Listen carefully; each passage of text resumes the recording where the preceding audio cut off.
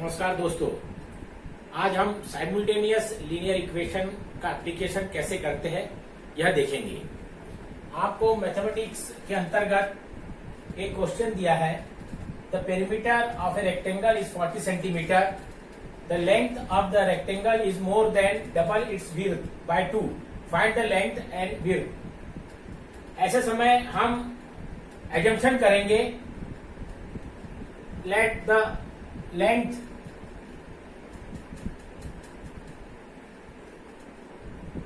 of rectangle be x and width be y centimetre. जब x length है और y centimetre width है तब पेरीमीटर कितना होगा? Perimeter is equal to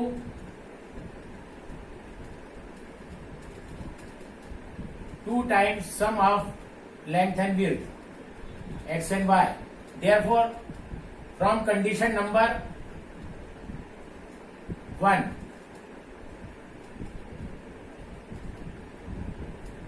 condition number 1 में दिया है कि perimeter of rectangle is 40 centimetre. Therefore, 2 into x plus y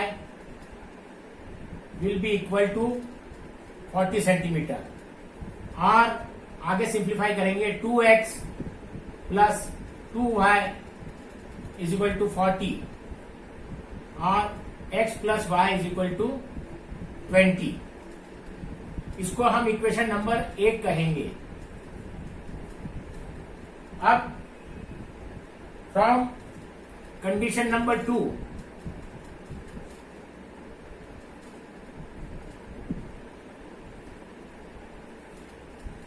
the length of the rectangle is more than double its width by 2। अर्थात x जो है x is equal to 2 times y plus 2। या इसे हम आगे सिंप्लीफाई करें तो इस प्रकार से लिख सकते हैं x minus 2y is equal to 2। इसे हम इक्वेशन नंबर 2 कहेंगे, 1 और 2। अब इक्वेशन नंबर 1 और 2 साइमल्टेनियस लीनियर इक्वेशन, इनको हम डिटरमिनेंट मेथड से सॉल्व कर सकते हैं। यदि हमें a1x plus b1y is equal to c1 और a2x plus b2y is equal to c2 दिया हो, तब x की वैल्यू होती है dx अपॉन d, dx की वैल्यू होती है c1 c2 b1 b2 determinant divided by d capital, that is a1 a2 b1 b2। और y की वैल्यू होती है dy upon d equal to a1 a2 c1 c2 divided by a1 a2 b1 b2। x और y हम इस रूप में निकाल सकते हैं, इसलिए हम a1 a2 b1 b2 और c1 c2 की वैल्यू सब्स्टिट्यूट करेंगे x और y की वैल्यू निकालने के लिए। Therefore, in our condition x is equal to dx upon d, that is equal to, यहां a1 a2 अपना c1 c2 क्या है? इक्वेशन 1 और 2 को हम देखेंगे। एक से हमें प्राप्त होगा c1, that is equal to 20, और c2 इक्वेशन में 2 से प्राप्त होगा वह है 2, और b1 b2 1 और माइनस 2, 1 और माइनस 2। इसे आगे सिंप्लीफाई करेंगे। Therefore, x is equal to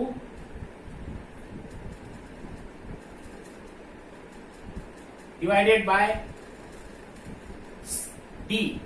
D की वैल्यू यहां से पहले सब्स्टिट्यूट करेंगे हम। A1 A2 1 and 1 8 8 और B1 B2 1 and minus 2 1 and minus 2।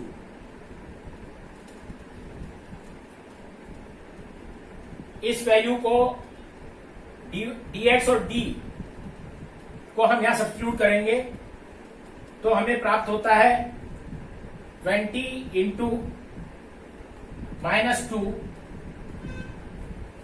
Cross multiplication and 1 into 2 -1 into 2 divided by, इस डिटरमिनेंट को हम सॉल्व करेंगे 1 इंटू -2 -1 इंटू 1। इसे यदि आगे सिंप्लीफाई किया तो -40 -2 divided by -2 -1 that is equal to -42 divided by -3 that is equal to +14। x की वैल्यू +14 आई। इसी तरह से y is equal to dy upon d that is equal to dy की वैल्यू दी हुई है a1 a2 c1 c2 divided by a1 a2 b1 b2 का determinant. तो ये वैल्यूज हम यहां रखेंगे तब हमें dy की वैल्यू इस प्रकार प्राप्त होगी। a1 है 1 और 1 1 1 c1 c2 constant terms 20 and 2 20 and 2 divided by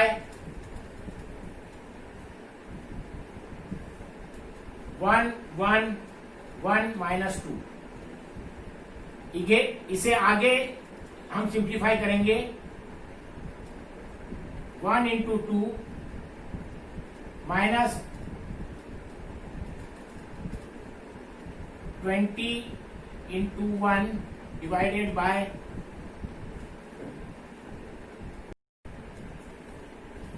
1 into -2 -1 into 1 और y is equal to 2 -20 divided by -2 -1। आगे सिंप्लीफाई करेंगे -18 divided by -3 that is equal to +6।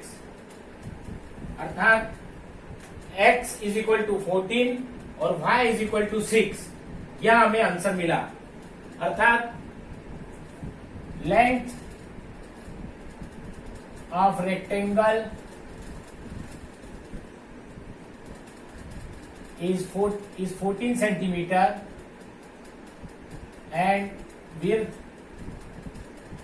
is 6 centimeter। यह हमारा आंसर रहेगा। आप ध्यानपूर्वक इस मेथड को देख लीजिए। इसके पश्चात हम दूसरा क्वेश्चन आपके सामने लेंगे।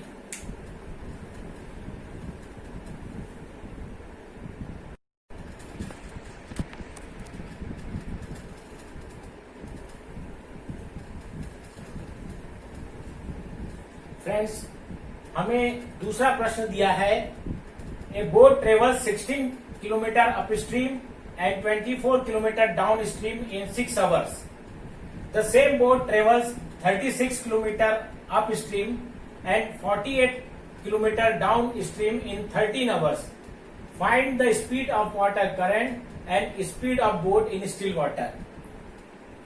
पानी का खुद का बहाव होता है और वाटर करंट की एक नेचुरल स्पीड है जिस गति से पानी अप स्ट्रीम से डाउन स्ट्रीम की ओर बह रहा है, और बोट यदि पानी रुका हुआ ठहरा हुआ पानी रहता, स्टिल वाटर रहता, तो उसमें अपनी एक नेचुरल स्पीड से बोट ट्रेवल करती। तो हमें यहाँ दो अजम्पशन करने पड़ेंगे कि बोट की एक खुद की नेचुरल स्पीड क्या है और पानी का बहाव जो है उसकी स्पीड क्या है। ये दो एजम्पशन हम एक्स और वाई के टर्म्स में एज्यूम करेंगे, क्योंकि बोट यदि अप स्ट्रीम में ट्रेवल कर रही है तो डेफिनेटली पानी का जो बहाव है उसके विरुद्ध दिशा में उसे चलना पड़ रहा है, तो उसकी स्पीड डेफिनेटली कम होगी। और डाउन स्ट्रीम में जब बोट ट्रेवल करती है तो उसको एडिशन मिलता है, फोर्स मिलता है अप स्ट्रीम से डाउन स्ट्रीम की तरफ पानी के बहाव का, और उसकी स्पीड नेचुरली बढ़ जाती है। तो हमें दोनों ही पहले कंडीशन जो है स्टिल वाटर में बोट का क्या स्पीड रहेगी और वाटर करंट की स्पीड क्या है, ये दो अजम्पशन करने पड़ेंगे। लेट द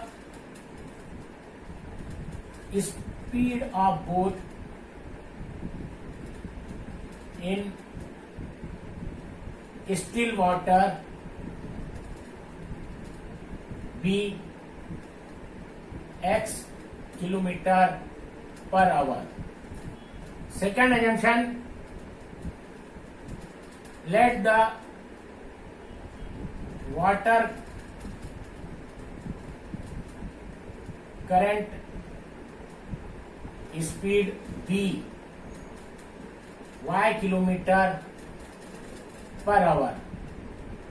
अब हमें मालूम है स्पीड यानी speed is equal to distance divided by time. यहां हमें स्पीड दी हुई है पहली कंडीशन में, boat travel 16 kilometre upstream and 24 kilometre down in 6 hours. मतलब हमें डिस्टेंस दिया है और टाइम दिया हुआ है, और हमने स्पीड का एजम्पशन किया है। तो हम डिस्टेंस जो दिया है, डिस्टेंस को इस तरह से भी लिख सकते हैं, और टाइम को समझे, time is equal to distance upon speed.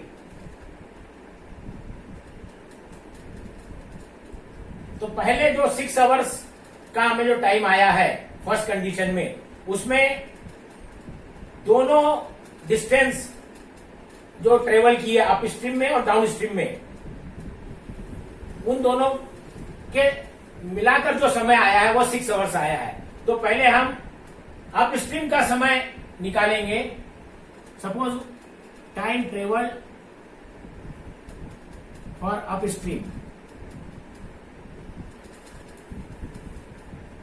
That is equal to distance आपका दिया हुआ है 16 किलोमीटर,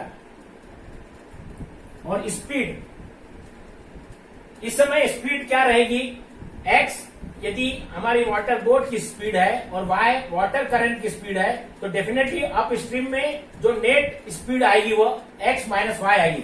तो 16 divided by x minus y, इस स्पीड से नेट स्पीड से बोट ट्रेवल कर रही है अप स्ट्रीम में, तब टाइम जो ट्रेवल होगा distance upon speed, that is equal to 16 upon 16 divided by x minus y, this much hours, 16 upon x minus y hours। और time travel for down stream,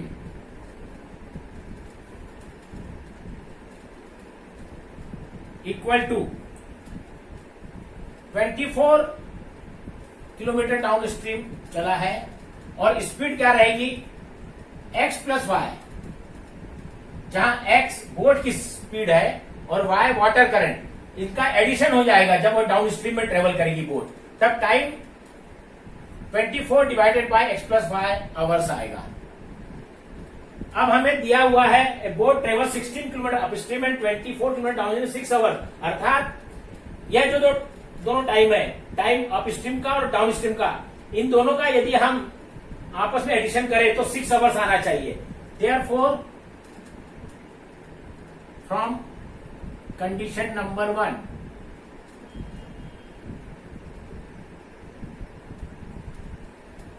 हमें क्या मिल रहा है, 16 divided by x minus y plus 24 divided by x plus y equal to 6, या इसको या हम suppose equation number 1 कह देते हैं। इसी तरह से कंडीशन नंबर 2 में यदि हम देखें तो इसमें जो टोटल टाइम ट्रेवल है वो 13 आवर्स है। उस समय बोट अपस्ट्रीम में 36 किलोमीटर ट्रेवल करती है। तो from condition number 2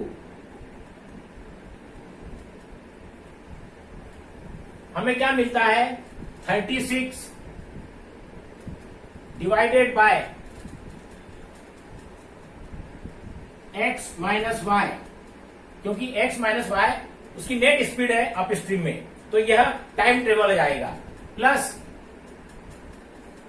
48 kilometre downstream में ट्रेवल कर रही है, x plus y is equal to 13। इसे हम इक्वेशन 2 कह सकते हैं। अब हम 1 upon x minus y is equal to m और 1 upon x plus y is equal to n, या सब्स्टिट्यूट करेंगे इक्वेशन नंबर 1 और 2 में, तब हमें इक्वेशन मिलता है 16m plus 24n is equal to 6। इसको हम इक्वेशन नंबर 3 कहेंगे, और इक्वेशन नंबर 2 से मिलेगा 36m plus 48n is equal to 13। इसे हम इक्वेशन नंबर 4 कहेंगे। हमें इक्वेशन नंबर 3 मिला है 16m plus 24n is equal to 6 और 36m plus 48n is equal to 13। इसके पहले वाली जो क्लासेस थी उसमें हमने साइमल्टेनियस लीनियर इक्वेशन को सॉल्व करने कई तरीके देखे। उस आधार पर आप m और n की वैल्यू निकाल सकते हैं। तो आप जब सॉल्व करेंगे, on solving simultaneous linear equation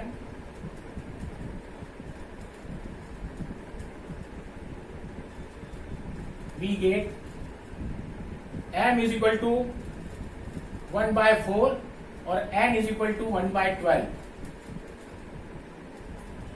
और m की वैल्यू है 1 upon x minus y is equal to 1/4 और x minus y is equal to 4।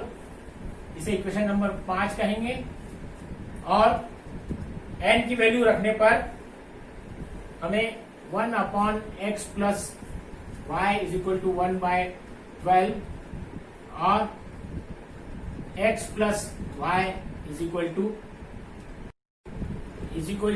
12। अब इक्वेशन 5 और 6, x minus y is equal to 4 और x plus y is equal to 12, इसको हम जब सॉल्व करेंगे तो x is equal to 8 kilometre per hour और y is equal to 4 kilometre per hour. यह आपको आंसर मिलेगा इस क्वेश्चन का। अर्थात बोट की स्पीड 8 किलोमीटर पर आवर और वाटर करंट की स्पीड 4 किलोमीटर पर आवर, यह हमारा प्रश्न का उत्तर रहेगा। तो इस तरह से आपने देखा कि साइमल्टेनियस लीनियर इक्वेशन का किस तरह से प्रयोग करके हम मैथमेटिक्स के विभिन्न प्रश्नों को सॉल्व कर सकते हैं। आप इस मेथड को अच्छी तरह से देख लीजिए। आपको राकेश दवे चैनल कैसा लगा, आप इसे अवश्य लाइक कीजिए और अवश्य सब्सक्राइब कीजिए। धन्यवाद।